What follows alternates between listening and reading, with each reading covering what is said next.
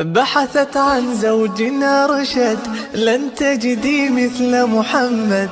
أعطته تجارتها كي تبصر ما يفعل أحمد، وتزوجها فتنامت دوحة حب لم تعهد. أنجب منها ووفاء للمحبوبة لم يجحد، فخديجة أول قلب آمن بالوحي ووحد. حين أتاها المدثر يحمل اقرأ ويردد، بخديجة أشرق صدق وبحسن الرأي تجدد. بالمال وبالود أتت تنصر أحمد وتسدد، وجزاها الله ببيت من قصب الأمن الأسعد. ولها المختار وفاها مثل خديجة لمحمد. Assalamu alaikum wa rahmatullahi ta'ala wa barakatuh. Bonjour chers auditeurs et auditrices. Aujourd'hui nous parlerons sur des mérites de la mère des croyants, Khadija, fille de Khuwaylid radiyallahu anha. Elle fut la première épouse du prophète Muhammad sallallahu alayhi wa sallam. Elle fut le premier être humain sur terre à attester qu'il n'y a de divinité qu'Allah et que Muhammad est son messager. Ce fut celle que les femmes de la Mecque surnommaient la maîtresse des dames de Quraysh. Elle fut l'honorable descendante des fils de Qusay, descendant d'Ismaël, fils d'Abraham, que le salut de Dieu soit sur eux.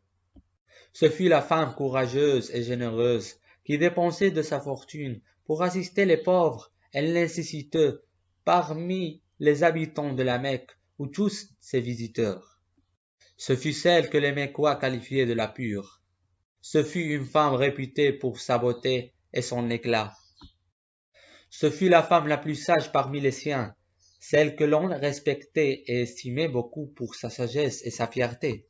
Ce fut celle que le prophète Muhammad sallallahu alayhi wa sallam a qualifiée de maîtresse des dames de l'univers. Elle fut l'une des 4 femmes parfaites avec Marie, Asiya et Fatima. Ce fut celle dont le prophète sallallahu alayhi wa sallam a dit: la meilleure des femmes du paradis est Khadija, fille de Khuwaylid. Ce fut celle qui a perpétué sa descendance jusqu'au jour du jugement dernier par le biais de sa fille Fatima. Ce fut celle à laquelle l'ange Gabriel a annoncé la bonne nouvelle d'un palais en osier au paradis où il n'y a ni fatigue ni ennui. C'est elle qui est qualifiée pour l'éternité de mère des croyants. Ce fut la première être humain à avoir cru en le message de l'islam, au moment où les autres niaient ce message, et la première qui ait accordé foi au prophète, quand tout le monde le traitait de menteur, et ce fut elle qui lui apporta son soutien financier avec toute sa fortune, au moment où tout le monde avait décidé de le priver de tout. Ce fut celle qui reçut le salut de Dieu depuis les 7 cieux, ainsi que celui de l'ange Gabriel.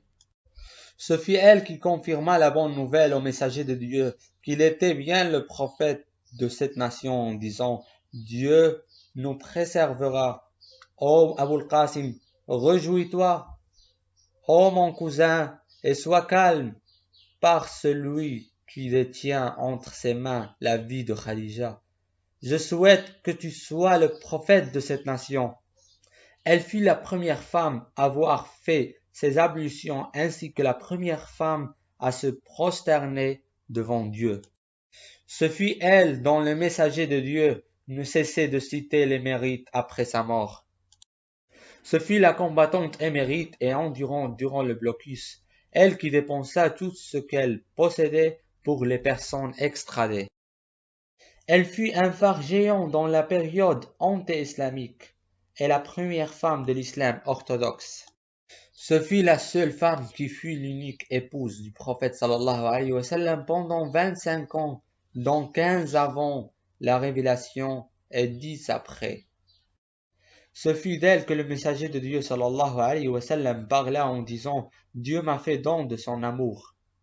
Elle est l'aïeule de l'honorable descendance de Fatima Zahra et la grande-mère des 2 seigneurs des jeunes du paradis, Al-Hassan et Al-Hussein. Ce fut la seule épouse à avoir donné au messager de Dieu, sallallahu alayhi wa sallam, une progéniture qui se perpétue jusqu'à nos jours.